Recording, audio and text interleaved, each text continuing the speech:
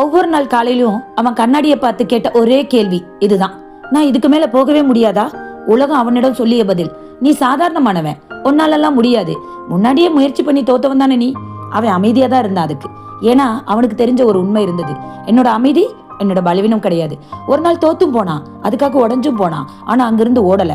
அவன் தனக்கே தனக்கு சொன்ன ஒரு வரி, நான் விழுந்ததால தோக்கல, எழுந்திருக்க மறுத்தாதான் தோத்து போயிருவேன். அடுத்த நாள் பாத்தீங்கன்னா அவன் வேகமா எல்லாம் ஓடல, மெதுவா தான் நடந்தான். ஆனா நிறுத்தாம நடந்தான். ஒரு நாள் காலையிலும் ஒரு சிறு சிறு முயற்சி, யாருக்கும் தெரியாத உழைப்பு, யாருக்கும் கேட்காத வழி இன்னும் அவங்ககிட்ட இருந்துட்டே தான் இருந்துச்சு. இந்த உலகம் அவனை பார்த்து சிரிச்சுக்கிட்டே தான் இருந்துச்சு. ஆனா இப்ப பாத்தீங்கன்னா அவன் உலகத்தை பார்த்து சிரிச்சான். ஏன்னா அவன் இந்த உலகத்தை புரிஞ்சுக்கிட்டான். என்ன நம்பாத 1000 பேரை விட என்ன நம்புற ஒரே ஒருத்தர் போதும். ஒரு நாள் அவன்லாம் மாறல, அவனை பாக்குற உலகம் மாறி போச்சு.